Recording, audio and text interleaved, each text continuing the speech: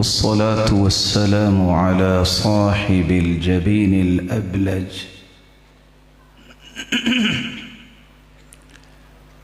المبعوث بأقوم دين وأعظم منهج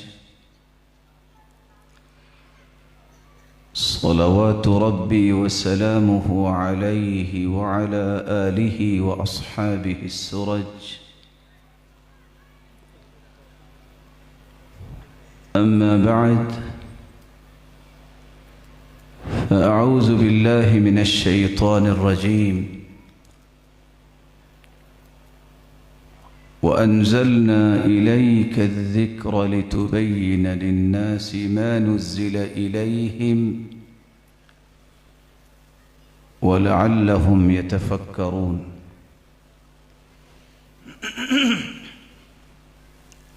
فضيلة مآب علماء کرام، طلبة العلم، مہمانان گرامی اور مستقبل کے روشن ستاروں، اس سے پہلے کہ میں آپ کی خدمت میں چند باتیں پیش کروں، میں بڑے ادب سے دو گزارشیں آپ کے سامنے رکھنا چاہوں گا۔ قرآن و حدیث کی مجالس کا ایک تقدس ہوتا ہے، مجھے امید واثق ہے کہ آپ اس تقدس کا خیال کریں گے، تو میں ادباً یہ کہنا چاہوں گا کہ یہ جو میرے محترم اور مکرم بھائی اور بیٹے جو اس پنڈال میں چل پھر رہے ہیں، وہ تشریف رکھیں۔ رسول اللہ صلی اللہ علیہ وآلہ وسلم کے صحابہ کا یہی ایک امتیاز تھا کہ جب وہ دین کی بات سنتے تو کأن علی رؤوسہم الطیر، اس قدر انہماک سے بیٹھتے جیسے ان کے سروں پہ پرندے بیٹھے ہیں۔ دوسری گزارش، اگر آپ کے پاس موبائل ہے تو یا تو اس کو آف کر لیں یا سائلنٹ موڈ پہ لے جائیں۔ اللہ ذوالجلال کا بے پناہ احسان ہے جس نے ہمیں پیدا کیا، پھر ہماری رشد و ہدایت کے لیے نوشتہ ہدایت قرآن مجید کو نازل کیا۔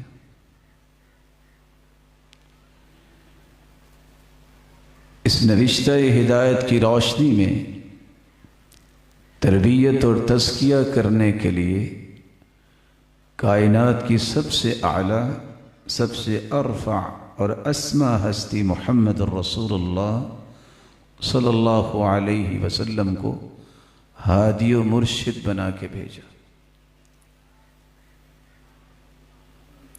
اس ہستی کی زبان سے نکلنے والی بات کو حدیث کہتے ہیں، اس کے ہر عمل اور ہر مبارک رویے کو حدیث کہتے ہیں۔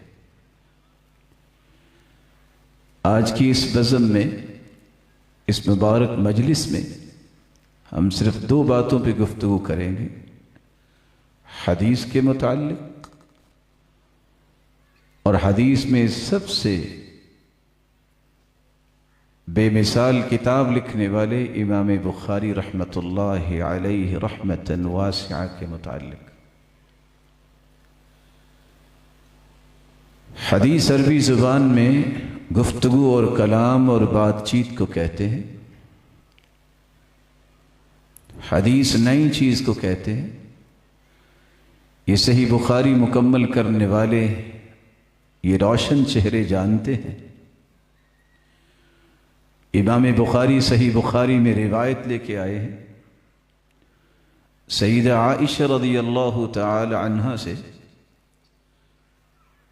وہ فرماتی ہیں کان اذا قام من اللیل وان كنت مستيقظة حدثني، رسول اکرم صلی اللہ علیہ وآلہ وسلم جب رات کو قیام کے لیے اٹھتے، اگر میں بیدار ہوتی تو مجھ سے بھی گفتگو کیا کرتے، ہم کلام ہوتے۔ صحیح مسلم کی روایت یہ روشن ستارے پڑ چکے ہوں گے جب سرور کائنات یکتم شہادت الاعداء، مومن وہ ہوتا ہے جو اپنے محبت کرنے والوں کے راز افشا نہیں کرتا، اس کے سامنے دشمن بھی ہو تو حق کی گواہی کو چھپایا نہیں کرتا۔ اور عربی کا مقولہ یہ بھی ہے حدث الناس ما حدجوک بابصارہم، اس وقت تک لوگوں کو بیان کرتے رہو جب تک وہ انہماک سے سنتے رہے۔ گفتگو اور کلام کی عمدگی کو بھی عربی زبان میں حدیث اور تحدث سے تعبیر کیا گیا ہے۔ یہی وجہ ہے رسول اللہ صلی اللہ علیہ وآلہ وسلم سیدہ فاطمۃ الزہراء رضی اللہ تعالی عنہا وارضاہا ان کی گفتگو سنتے ہوئے فرماتے ہیں ایتھا المحدثہ، اور محدث اس روشن ضمیر کو کہتے ہیں جس کی رائے اکثر صحیح ہوتی ہے، بار بار حدیث پڑھنے اور پڑھانے کی وجہ سے اس کی رائے، اس کے نظریات پالش ہو چکے ہوتے ہیں۔ اصطلاحی اعتبار سے علماء یہ لکھتے ہیں ما اضیف الی النبی صلی اللہ علیہ وسلم من قول او فعل او تقریر او صفت خلقیہ او صفت خلقیہ، ہر وہ قول و عمل جس کی نسبت رسول اللہ صلی اللہ علیہ وسلم کی طرف کی جائے اسے حدیث کہتے ہیں۔ ہر وہ رویہ جس کو دیکھ کے رسول اللہ صلی اللہ علیہ وسلم نے اقرار یا انکار کیا، یا آپ صلی اللہ علیہ وسلم کے تخلیقی اوصاف کے متعلق کسی مکرم صحابی نے بیان کیا، یا آپ کے مبارک اخلاقی رویوں کا تذکرہ کیا، ان کو بھی حدیث کہتے ہیں۔ قرآن مجید کے مطالعے سے پتہ چلتا ہے کہ اللہ ذوالجلال نے اپنی کلام کے لیے بھی تعبیر لفظ حدیث سے کی ہے۔ وَمَنْ أَصْدَقُ مِنَ اللَّهِ حَدِيثًا، اللہ سے بڑھ کے کون اپنی بات میں سچا ہے؟ فرشتوں کی کلام اور فرشتوں کی گفتگو کو بھی اللہ نے حدیث ہی کہا ہے۔ هَلْ أَتَاكَ حَدِيثُ ضَيْفِ إِبْرَاهِيمَ الْمُكْرَمِينَ، میرے محبوب کے آپ کے پاس ابراہیم علیہ السلام کے مہمانوں کی بات پہنچی ہے۔ وہ کون تھے مہمان؟ وہ اللہ کے نورانی فرشتے تھے۔ انبیاء اور رسل کے قصص اور واقعات، ان کی گفتگو کو بھی قرآن نے حدیث سے تعبیر کیا ہے۔ هل اتاک حدیث موسیٰ، اے میرے محبوب کے آپ کے پاس موسیٰ علیہ السلام کی بات پہنچی، اور سب سے خوبصورت قصہ، احسن القصص، یوسف علیہ السلام کا قصہ ہے، جس کے آخر میں اللہ ذوالجلال نے فرمایا ہے ما کان حدیثا یفترا، یہ کوئی من گھڑت قصہ نہیں ہے۔ اللہ تعالیٰ نے انبیاء کی بات کو بھی حدیث کہا ہے، بلکہ سرتاج رسل کی زبان اطہر سے نکلی ہوئی بات کو بھی حدیث کہا ہے۔ رسول اللہ صلی اللہ علیہ وسلم نے ازواج مطہرات میں سے کسی کے ساتھ جب بات کی تو اللہ نے اسے وحی بنا دیا۔ وَإِذْ أَسَرَّ النَّبِيُّ إِلَى بَعْضِ أَزْوَاجِهِ حَدِيثًا، تو ہر وہ بات جو جلالت اور تقدس والی ہو، جس کی نسبت اللہ کی طرف کی جائے وہ بھی حدیث، جس کی نسبت فرشتوں کی طرف کی جائے وہ بھی حدیث، جس کی نسبت انبیاء اور رسل کی طرف کی جائے وہ بھی حدیث، اور جو کائنات کی سب سے اعلیٰ ہستی محمد الرسول اللہ صلی اللہ علیہ وسلم کی زبان اقدس سے بات نکلے اس کو بھی حدیث کہتے ہیں۔ مسلمان کا تو عقیدہ اور منہج ہے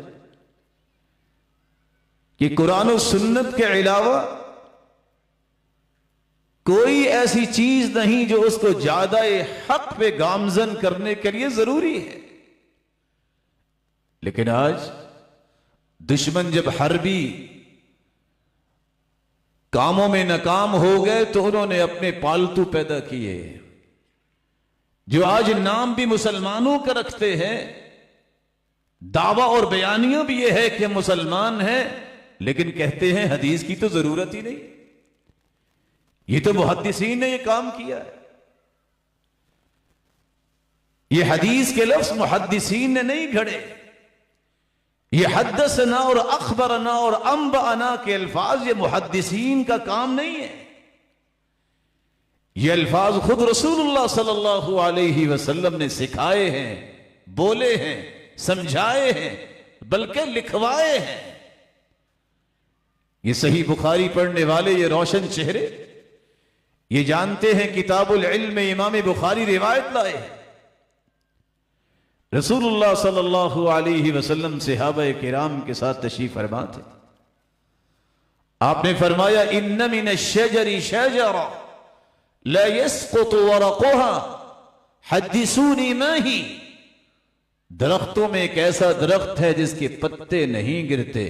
حدثونی, یہ لفظ اللہ کے رسول نے استعمال کیا ہے. بتاؤ وہ کون سا درخت ہے؟ صحابہ کرام میں عبداللہ ابن عمر بھی موجود تھے رضی اللہ عنہ. وہ کہتے ہیں مجھے سمجھ تو آ گئی یہ کھجور کا درخت ہے, لیکن چونکہ کبار بیٹھے تھے میں نے بولنا پسند نہیں کیا.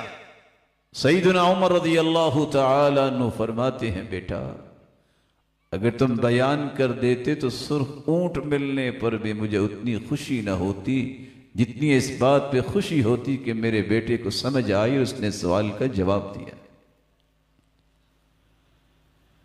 رسول اکرم صلی اللہ علیہ وسلم نے فرمایا, ابن حبان کی روایت ہے, بلغوا عنی ولو آیہ وحدثوا عن بنی اسرائیل. یہ حدثوا کے الفاظ اللہ کے رسول نے استعمال کیے. ایک بھی بات تم نے مجھ سے سیکھی پڑی ہے تو اسے پہنچاؤ اور بنی اسرائیل کے متعلق تم بیان کیا کرو. ہاں دوسری حدیث میں آتا ہے وَلَا تُصَدِّقُوا وَلَا تُكَذِّبُوا, تصدیق و تکذیب نہ کرنا. سیدنا علی رضی اللہ تعالی عنہ جن کی روایت امام بخاری باب العلم میں لے کے آئے, حدثوا الناس بما يعرفون اتحبون ان يكذب اللہ ورسولہ. لوگوں کو وہ چیز بیان کیا کرو جو سمجھ میں آئے. کیا تمہیں یہ بات پسند ہے کہ لوگ ایسی بات سنیں اور پھر اللہ اور اس کے رسول کو جھٹلا دے؟ یہ حدیث الناس کے لفظ سیدنا علی نے بیان کیے. سیدنا عبداللہ ابن مسعود رضی اللہ تعالی عنہ بیان کرتے ہیں حدثنا رسول اللہ صلی اللہ علیہ وسلم وهو الصادق المصدوق. ہمیں اللہ کے رسول صلی اللہ علیہ وسلم نے بیان کیا. اب یہ حدثنا صحابی بول رہے ہیں. سیدنا عبداللہ ابن عمر رضی اللہ تعالی عنہ جب وہ حدیث جبریل کو بیان کرتے ہیں, صحیح مسلم کی روایت ہے, تو وہ یہ کہتے ہیں حدثنی ابی, میرے باپ عمر نے مجھے بیان کیا. یہ صحابی استعمال کر رہے.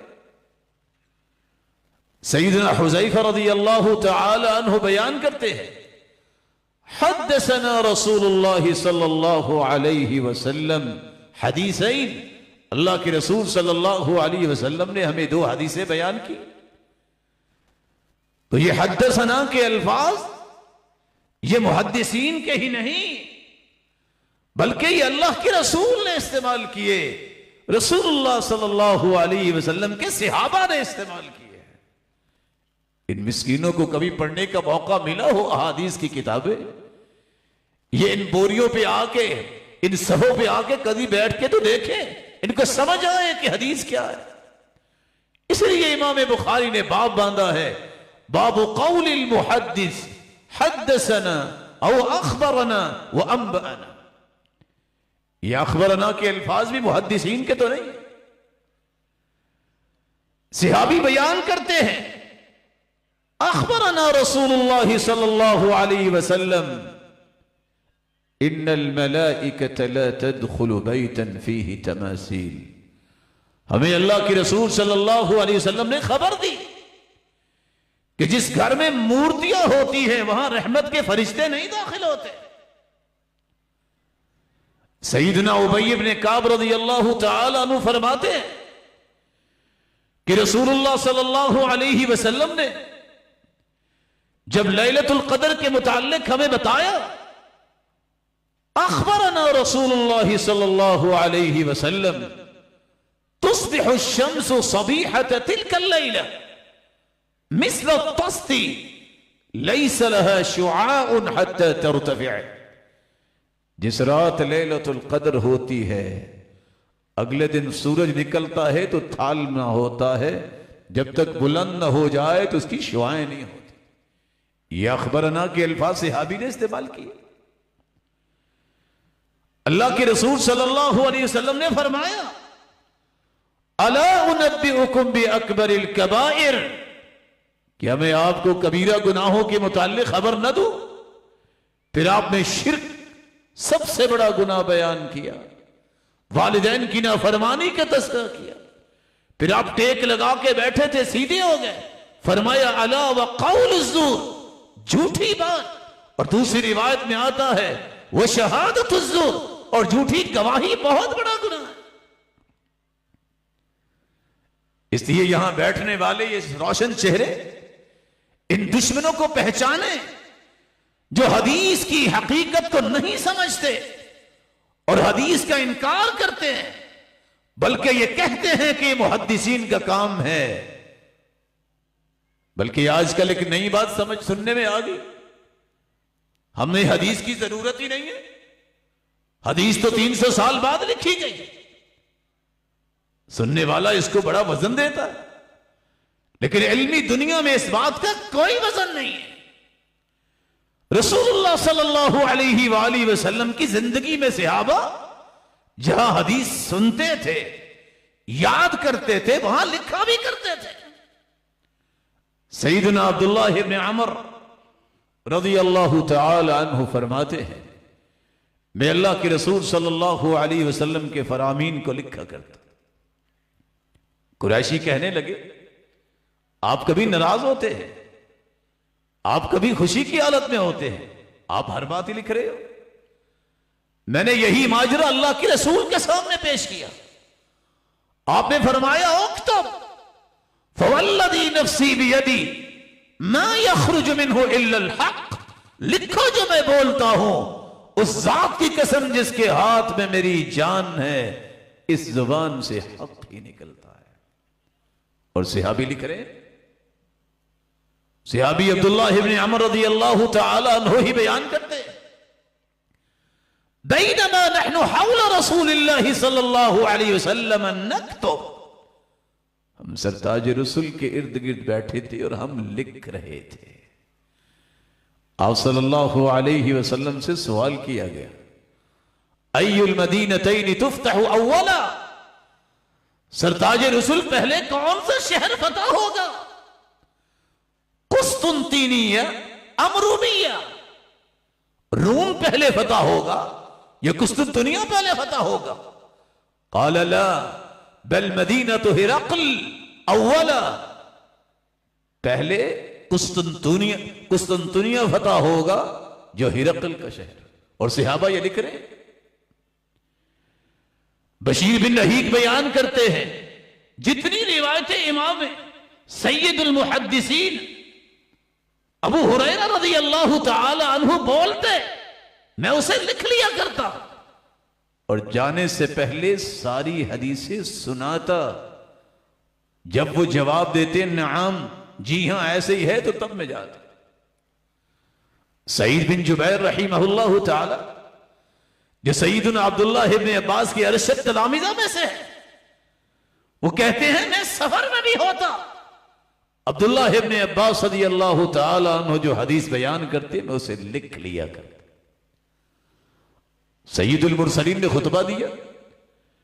یمن سے آنے والا ایک شخص ابو شاہ جس کو خطبہ بہت پسند آیا درخواست کرتا ہے اللہ کے رسول صلی اللہ علیہ وسلم سے, اللہ کے رسول صلی اللہ علیہ وسلم یہ خطبہ آپ مجھے لکھوا دیں.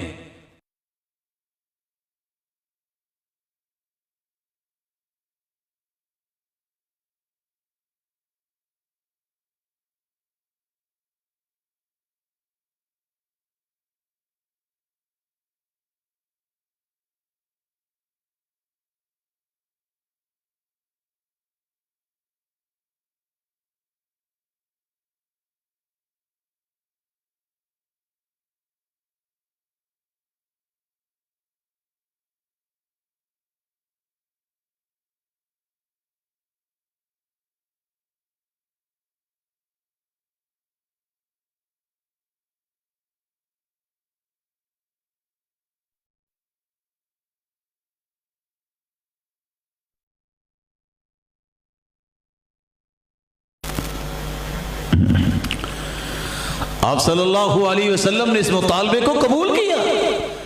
آپ نے حکم نامہ جاری کیا, اکتبوا لابی شاہ, ابو شاہ کے لیے یہ لکھ دو.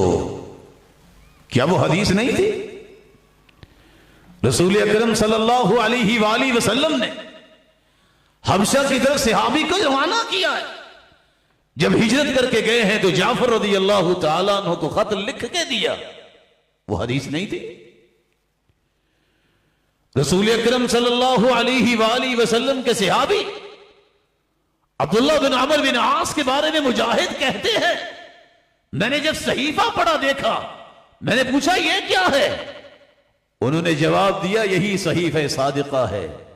لیس بینی وبینہ فیہا احد, یہ میں نے اللہ کے رسول صلی اللہ علیہ وسلم سے ڈائریکٹ سنا ہے, کوئی واسطہ نہیں ہے. آج نیٹ کی دنیا ہے, ہر شخص کی جیب میں موبائل ہے, نکالیے, اور یہ چینلز پہ بیٹھ کے بھاشن دینے والے حدیث کے دشمن جو کہتے ہیں کہ 300 سال بعد حدیث آئی ہے, ذرا وہاں بیٹھے ہی کھولے گوگل کو, صحیفہ حمام بن منبہ جو سیدنا ابو ہریرہ رضی اللہ تعالی عنہ سے سنا, 138 حدیثوں پر مشتمل آج بھی ریکارڈ پہ موجود ہے. یہ 138 حدیثیں نہیں ہیں, یہ سیدنا ابو ہریرہ رضی اللہ تعالیٰ عنہ سے لکھنے والے حمام بن منبہ, اور امام احمد مسند احمد نے اس کو لے کے آئے. رسول اللہ صلی اللہ علیہ وسلم مکہ سے مدینہ ہجرت کرتے ہیں. 100 اونٹ انعام لینے کے چکر میں آنے والا آیا, جب اللہ کے رسول صلی اللہ علیہ وسلم کے پاس پہنچا تو گھوڑا دھنس گیا, معافی طلب کرتا ہے. اللہ کے رسول نے معاف کر دیا, کہا نہیں, معافی نامہ لکھ کے دو. سید المرسلین نے وہ معافی نامہ لکھوایا, وہ حدیث نہیں تھی. اس روئے زمین پر first reason constitution of the world, پہلا عالمی دستور جو لکھا گیا وہ رسول اکرم صلی اللہ علیہ وسلم نے مدینے میں لکھا. اوس اور خزرج تو موجود تھے, لیکن یہودیوں کے قبیلے بھی تھے, بنو قینقاع, بنو قریظہ, بنو نذیر. 54 صفحات پر مشتمل, یہ 54 دفعات پر مشتمل جو دستور لکھا یہ اللہ کے رسول نے لکھا, جن میں 27 دفعات جو ہے وہ مسلمانوں کے متعلق تھی اور ریمیننگ نان بلیورز کے متعلق تھی کہ عیسائیوں اور یہودیوں کے ساتھ رہنا کیسے, جس کو آج کافر بھی مانتا ہے. یہ ساری دفعات جو اللہ کے رسول نے لکھوائی یہ حدیث نہیں تھی. رسول اللہ صلی اللہ علیہ وآلہ وسلم نے 533 فیصلے اپنی زندگی میں کیے, دیوانی بھی, فوجداری بھی, تجارتی بھی, انٹرنیشنل لا کے متعلق بھی گفتگو کی. آج ان سارے کے سارے فیصلوں کو وہ لوگ جو دشمن ہیں, جو کافر ہیں, وہ بھی ٹرانسلیٹ کر رہے ہیں کہ دیکھیں کہ مسلمانوں کے پیغمبر نے فیصلے کیسے کیے, اور وہ سارے کے سارے ریکارڈ پہ ہیں. کس طرح ابن الطلاع الاندلسی القرطبی نے ان کو جمع کر دیا. رسول اللہ صلی اللہ علیہ وسلم نے 104 خط لکھے ہیں جن کو ابو جعفر الدولی نے جمع کیا ہے الرسالۃ النبویہ کے نام پہ. کیا وہ حدیثیں نہیں ہیں؟ آپ نے اپنی زندگی میں 14 معاہدات کیے ہیں. عیسائیوں کے ساتھ معاہدہ ہو رہا ہے نجران کے، صلح حدیبیہ ہے. یہ سارے کے سارے معاہدات جو اللہ کے رسول نے لکھوائے ہیں، بلکہ وہاں تفصیل بیان کی ہے. یہ 1 2 3 4 باقاعدہ آرٹیکل کے نمبر دیے گئے. کیا یہ حدیث نہیں ہے؟ رسول اللہ صلی اللہ علیہ وآلہ وسلم نے خطبہ حجۃ الوداع کے موقع پر ایک ایسا خطبہ دیا جو ہیومن رائٹس کا ایک چارٹر بنا، 47 دفعات پر مشتمل، جس کی 48ویں دفعہ فَلْيُبَلِّغِ الشَّاهِدُ الْغَائِبَ. یہاں موجود ہیں وہ ان لوگوں تک بھی یہ بات پہنچا دیں جو یہاں موجود نہیں ہیں. اس ساری کی ساری حدیثیں نہیں، یہ دشمن کا حربہ ہے حدیث سے دور کرنے کا. اسی لیے کہتا نظر آتا ہے حدیث تو 300 سال بعد لکھی گئی. ہمارا عقیدہ اور منہج ہے کہ دنیا کے اندر اللہ ذو الجلال کے پیغمبر نے جو منہج دیا ہے وہ یہ ہے، ترکت فیکم امرین لن تضلوا ما تمسکتم بہما کتاب اللہ و سنت رسولہ صلی اللہ علیہ وسلم. لوگوں میں 2 چیزیں تم میں چھوڑ کے جا رہا ہوں، ایک اللہ کا کلام ہے، ایک اس کے رسول کی سنت ہے. جب تک ان دونوں کو تھامے رکھو گے تم گمراہ نہیں ہوگے. ان دونوں میں سے کسی ایک کو چھوڑ دیا، یہ دونوں سے الگ ہو گئے، کبھی گمراہی سے بچ نہیں سکو گے. حدیث کے بغیر تو اسلام کی سمجھ کیسے آ سکتی؟ اللہ ذو الجلال نے قرآن مجید میں فرمایا ہے اقیم الصلاۃ. یہاں حافظ قرآن بھی بیٹھے، 114 صورتیں ہیں. ان 114 صورتوں میں کس جگہ یہ لکھا ہے کہ فجر کی 2 سنتیں ہیں، 2 فرض ہیں، ظہر کے 4 فرض ہیں اور 4 سنتیں اور پھر 2 سنتیں ہیں؟ قیام میں کیا پڑھنا ہے، رکوع میں کیا پڑھنا ہے، سجدوں میں کیا پڑھنا ہے، تشہد میں کیا پڑھنا ہے، تبرک کے طریقے کون سے ہیں، یہ انگلی اٹھانے کے طریقے کون سے ہیں؟ رسول اکرم صلی اللہ علیہ وسلم کی حدیث کو جب تک پڑھا نہ جائے آپ تو لفظ صلاۃ کے معنی کو متعین بھی نہیں کر سکتے.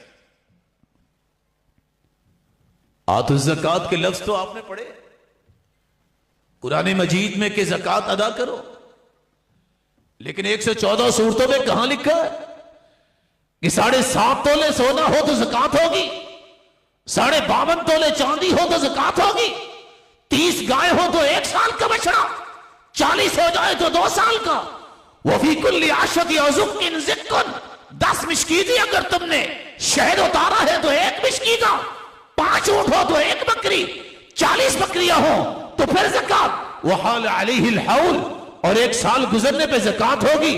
جس زمین کو خود سیراب کرتے ہو اس میں عشر ہوگا یا نصف عشر ہوگا. یہ ساری تفصیلات حدیث پڑھنے سے ملتی ہیں. اگر حدیث نہ پڑھی جائے تو زکوٰۃ کے ان مسائل سے واقفیت لینا ممکن ہی نہیں. قرآن مجید میں اللہ ذو الجلال کا فرمان ہے وَلِلَّهِ عَلَى النَّاسِ حِجُّ الْبَيْتِ مَنِ اسْتَطَاعَ إِلَيْهِ سَبِيلًا.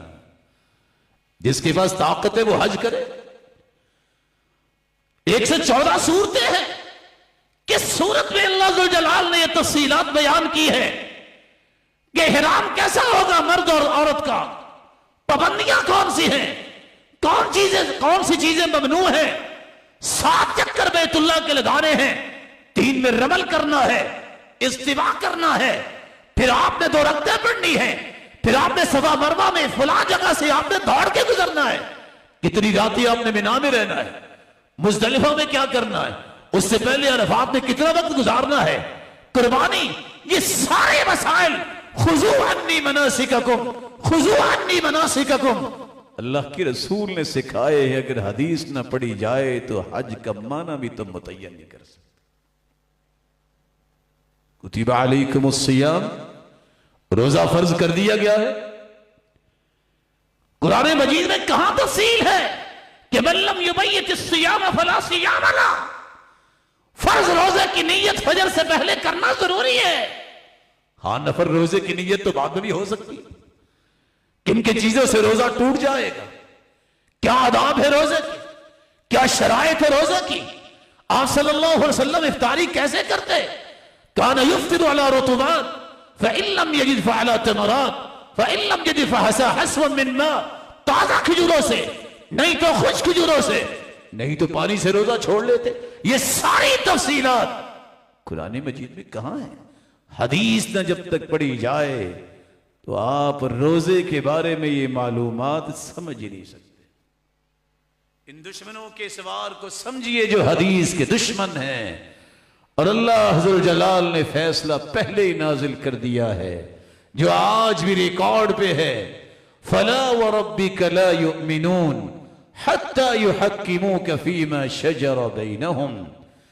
اللہ حضر جلال فرماتے میرے محبوب تیرے رب کی قسم, یعنی مجھے میری کبریائی اور تقدس و عظمت و جلالت کی قسم, تیری بات کو جب تک یہ حتمی بات, آخری بات اور اٹل فیصلہ نہیں سمجھتے, مجھے میری کبریائی کی قسم یہ میرے نزدیک مومن ہی نہیں ہے.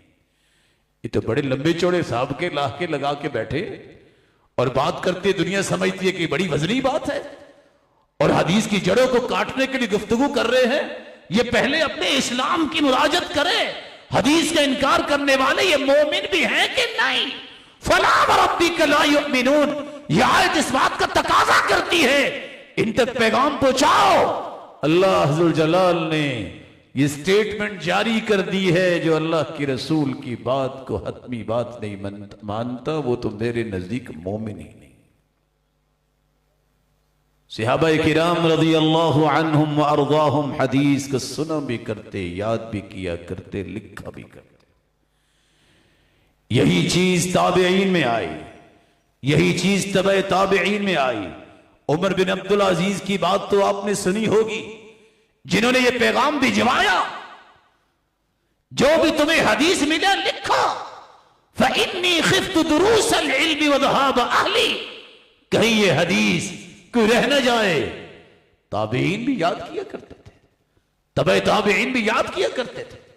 اللہ کی رحمت کا ظہور ہونا تھا جو دنیا کو اللہ نے دکھانا تھا. 13 شوال جمعے کے دن, جمعے کی نماز کے بعد 194 ہجری میں ایک ایسا انسان پیدا ہوا جس کو آج ابو عبداللہ محمد بن اسماعیل بن ابراہیم بن مغیرہ بن بردزبہ الجعفی البخاری کے نام سے یاد کیا جاتا. اللہ تعالیٰ نے جس سے کام لینا ہوتا ہے اسے توفیق بھی دیتے ہیں. محمد بن ابی حاتم وراق بیان کرتے ہیں مجھے امام بخاری نے خود کہا الہمت حفظ الحدیث وانا فی الکتاب. میری بہت چھوٹی عمر تھی, ابھی میں طفل مکتب تھا, مجھے اللہ نے حدیث کو یاد کرنے کا ذوق اور شوق عطا کر دیا تھا. قلت وکم اتى علیک اذ ذاک. میں نے سوال کیا آپ کی عمر کتنی تھی؟ انہوں نے جواب دیا 10 سنین, میں 10 سال کا تھا. یہاں 11 سالہ بچے بھی کوئی ہوں گے. امام بخاری 11 سال کے ہوئے, معروف ہے زبانہ علامہ داخلی کی کلاس میں جا بیٹھے. علامہ داخلی حدیث پڑھا رہے, وہ حدیث جس کو امام ابو داود سنن ابی داود میں بھی لائے ہیں, امام نسائی سنن نسائی میں بھی لائے ہیں, اور سنن الکبریٰ میں امام بہقی بھی لائے ہیں. حدثنا حناد بن السری عن وقیع عن سفیان عن ابی الزبیر عن ابراہیم. جب اس بات پہ پہنچے تو یہ 11 سالہ بچہ پوچھتا ہے استاد محترم اجازت ہے میں کچھ پوچھ لوں؟ کہا بتاؤ بیٹا. کہا ان ابا الزبیر لم یروی عن ابراہیم. ابو الزبیر نے ابراہیم سے روایت نہیں کیا. مناسب ہو تو اصل کتاب کو دیکھ لیا جائے. اللہ جلال نے کیا کمال دیا تھا ان لوگوں کو. کبر نام کی چیز ہی نہیں تھی. علامہ داخلی اٹھے, اصل کتاب کا مراجعہ کیا, آ کے کہتے ہیں کیف ہوا یا غلام, بیٹے تم بتاؤ وہ کیا ہے؟ کہا اصل میں جو آپ نے بیان کیا ہے انا بالزبیر ہوا ابن عدی. کہا بیٹا جو تم نے کہا ہے وہ صحیح کہا ہے, کسر اللہ من امثالک, تیرے جیسے اللہ اور پیدا کرے. امام بخاری رحمت اللہ علیہ جب 16 سال کے ہوئے تو فرماتے ہیں حفظت کتب ابن المبارک ووقیع وعرفت کلام هؤلاء یعنی اصحاب الرأی. 16 سال کی عمر میں نے عبداللہ بن مبارک رحمہ اللہ, امام وقیع رحمہ اللہ کی کتابوں کو ازبر کر لیا, اور میں اصحاب رائے کے ہیج پیج کو بھی جان چکا تھا کہ یہ کرتے کیا ہے. علامہ بھی کندی بیان کرتے ہیں کلما دخل علی محمد بن اسماعیل تحیرت ولا ازال خائفا یعنی یخشى ان یخطئ بحضرته. ہیں استاد لیکن کہہ رہے ہیں جب یہ بچہ میری کلاس میں آ جاتا ہے تو میں تو حیران ہی ہو جاتا ہوں, میں ڈرتا ہوں کہ کوئی مجھ سے غلطی نہ ہو جائے. مشہور زمانہ محدث امام ابو بکر الکنوزانی کہتے ہیں ما رأيت مثل محمد بن اسماعیل يأخذ الكتاب من العلم فيطلع عليه اطلاعة واحدة فيحفظ عامة اطراف الحديث من مرة واحدة. میں نے اس بچے جیسا کوئی نہیں دیکھا, یہ تو ایک مرتبہ کتاب کو پکڑتا ہے اور ایک مرتبہ ہی پڑھتا ہے اور کتاب میں لکھی ہوئی اکثر حدیثیں اسے یاد ہو جاتی ہے. محمد بن اظہر السجستانی بیان کرتے ہیں كنت في مجلس سليمان بن حرب والبخاري معنا يسمع ولا يكتب. سلیمان ابن حرب کی مجلس میں بھی تھا اور امام بخاری بھی تھے. سارے لکھتے تھے لیکن امام بخاری لکھتے نہیں تھے. ایک کہتا ہے کہ یہ ہاتھ پہ کیا کر رہا ہے, ما لہ لا یکتب, اسے کیا مسئلہ, یہ لکھتا کیوں نہیں ہے. دوسرا کہتا ہے یرجع الی بخارا ویکتب من حفظہ, اللہ نے میموری کارڈ ہی اس کا عجیب لگایا ہے, یہ جب بخارا واپس جائے گا تو جو سن رہا ہے سب ریکارڈ ہو رہی ہے تو یہ سارے کا سارا ڈیٹا جو ہے یہ لکھ لے گا. بعض لوگوں کو نہیں اعتبار آتا. امام بخاری فرمانے لگے کھولیے, ایک نہیں 15,000 حدیثیں امام بخاری نے سنا دی. اللہ ذوالجلال جس سے کام لینا ہوتا ہے پھر صلاحیت بھی عطا کرتے ہیں. امام بخاری رحمت اللہ علیہ علم سیکھنے کے لیے مکہ اور مدینہ بھی گئے, کوفہ اور بصرہ بھی گئے, شام اور حرات اور بلخ اور مرو اور نیشا پور بھی گئے اور مصر بھی گئے. 8 مرتبہ بغداد میں آئے ہیں. بغداد کے قصے کو جب ابن عدی نے بیان کیا ہے کہ جب امام بخاری آئے تو ان کے امتحان لینے کے لیے 10 لوگوں کو تیار کیا گیا اور 10 لوگوں کو 10 روایتیں خلط ملط کر کے دے دی گئی, سند اور متن اور. لوگوں نے دیکھا یہ بچہ ہے جس کو محدث کہہ رہے ہو. ایک اٹھا اس نے حدیث بیان کی, امام بخاری کہتے ہیں لا اعرف, میں نہیں جانتا. دوسری حدیث بیان کی, کہتے ہیں لا اعرف, میں نہیں جانتا. ایک بول کے کہتا ہے لو یہ محدث, دوسرا کہتا ہے نہیں الرجل فہم, یہ بندہ سمجھ گیا. 100 حدیثیں سنی, پھر امام بخاری کھڑے ہوئے, یہ نوجوان کھڑا ہوا اور کہتا ہے اما حدیثک الاول فقلت کذا وهو کذا, تم نے پہلی حدیث اس طرح پڑھی ہے وہ اس طرح نہیں, وہ اس طرح ہے. اما حدیثک الثانی فقلت کذا وهو کذا, تم نے دوسری حدیث اس طرح پڑھی ہے وہ اس طرح نہیں, وہ اس طرح ہے. 100 کی 100 حدیثیں وہاں کھڑے کھڑے بیان کی. امام بخاری کے اس قصے کے بعد امام ابن حجر اسقلانی رحمت اللہ علیہ فرماتے ہیں مل عجب من رده الخطأ الى الصواب فانه كان حافظا. تعجب اس بات پر نہیں ہے کہ امام بخاری نے 100 حدیثیں بیان کر دی صحیح، بل العجب من حفظه للخطأ على ترتیب ما القوه من مرة واحدة. تعجب تو اس بات پر ہے کہ 100 حدیثیں ایک مرتبہ سنی جو غلط غلط تھی، اور ایک مرتبہ سننے سے ان کو یاد ہو گئی. امام بخاری 18 سال کی عمر میں پہنچتے ہیں تو کہتے ہیں صنفت قضايا الصحابة والتابعین وكنت اکتبه في الليالي المقمرة. روشنی تو نہیں تھی، میں نے تو رات بیٹھ کے چاند کی روشنی میں یہ صحابہ اور تابعین کے فیصلوں پر مشتمل کتاب لکھی. وقل اسم في التاريخ الا وله عندي قصة الا انی کرہت ان یطول الکتاب. کوئی نام نہیں جس کے بارے میں نہ جانتا ہوں اس کا قصہ کیا ہے، لیکن میں نے طوالت کے خوف سے اسے مختصر کیا. 22 سال کی عمر ابھی ہوئی، 22.5 سال کیا عمر ہوتی ہے. استاد کی کلاس میں ہے جب اس نے کہا لو جمعتم کتابا مختصرا لصحیح سنت رسول اللہ صلی اللہ علیہ وسلم، کاش کہ تم نے صحیح حدیثوں پر مشتمل کتاب لکھے.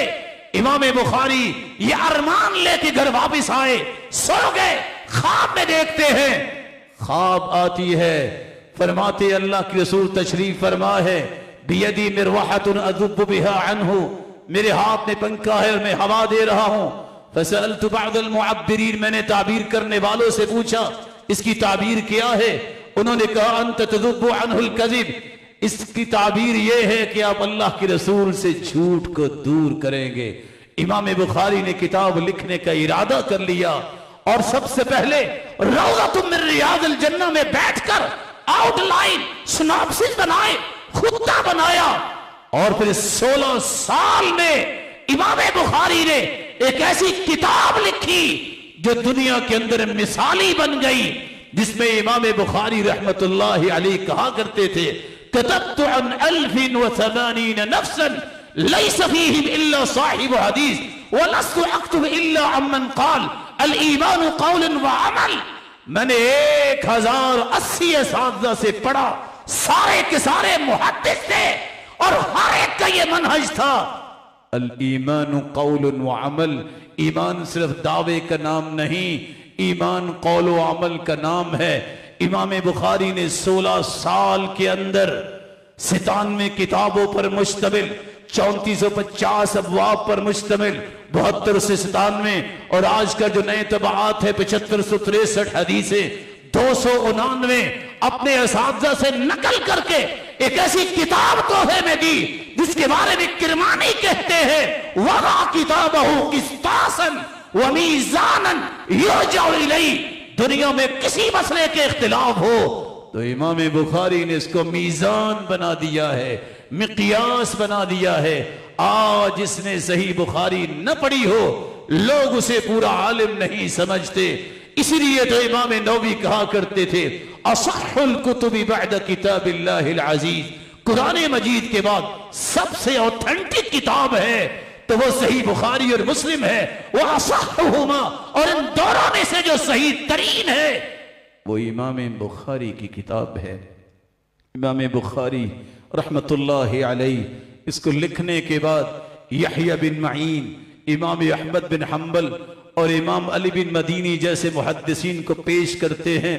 سب نے اس کو سراہا بھی اور سب نے اس کو صحیح بھی قرار دیا. 32 اور 31 سال زندہ رہے، 90,000 لوگوں نے ڈائریکٹ امام بخاری سے پڑھا. آج مسلم نظر تو آتی ہے، امام مسلم امام بخاری کے شاگرد ہے. آج ترمذی تو نظر آتی ہے لیکن امام ترمذی امام بخاری کے شاگرد ہے. آج نسائی تو نظر آتی ہے، امام نسائی امام بخاری کے شاگرد ہے. 7 لاکھ حدیثوں کے حافظ امام ابو زرع تو نظر آتے ہیں. امام ابو زرع رازی، امام ابو حاتم رازی دونوں امام بخاری کے شاگرد ہیں. آج مسند بزار تو نظر آتی ہے، امام بزار امام بخاری کے شاگرد ہے. آج سنن دارمی تو نظر آتی ہے لیکن امام دارمی امام بخاری کے شاگرد ہیں. امام ابن ابی دنیا 43 کتابوں کے مؤلف یہ امام بخاری کے شاگرد ہیں، اور محمد بن نصر المروزی کی کتاب قیام اللیل کو کون نہیں جانتا، یہ امام بخاری کے شاگرد ہیں۔ لگتا یہ ہے کہ دنیا میں یہ حدیث کا علم جہاں جہاں پہنچا ہے، اللہ ذوالجلال نے اسے امام بخاری کے لیے صدقہ بنایا ہے۔ میری دعا ہے کہ اللہ ذوالجلال ان روشن چہروں کو امت کا سرمایہ اور اثاثہ بنائے، انہیں محدثین کے منہج کو اختیار کرنے اور اسی کے مطابق اپنی زندگی کو ڈھالنے کی توفیق دے، اور یہ سارے روشن چہرے جو بیٹھے ہیں، مولا کریم صاحب حدیث کی رفاقت ان کو جنت الفردوس میں نصیب فرما اور اپنے دیدار کا مستحق بنا۔ وآخر دعوانا ان الحمد للہ رب العالمین۔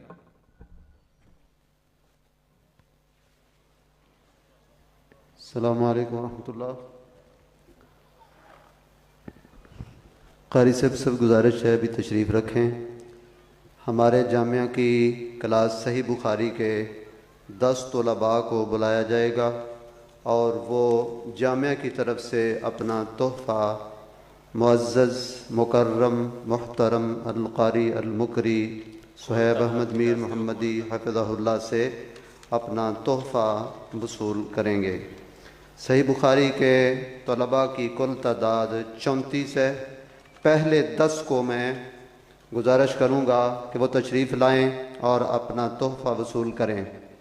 ابو ہریرہ بن اشفاق احمد، عبد الرحمن بن ظفر اقبال، زبیر اسلم بن حافظ محمد اسلم، عمار ارشد بن محمد ارشد، عبداللہ زمان بن محمد زمان، محمد رمضان بن عبید اللہ، عبد الحنان بن عبد الستار، منیب الرحمن بن محمد یاسین، ظہیر احمد بن عبد البصیر، راشد لطیف بن لطیف احمد۔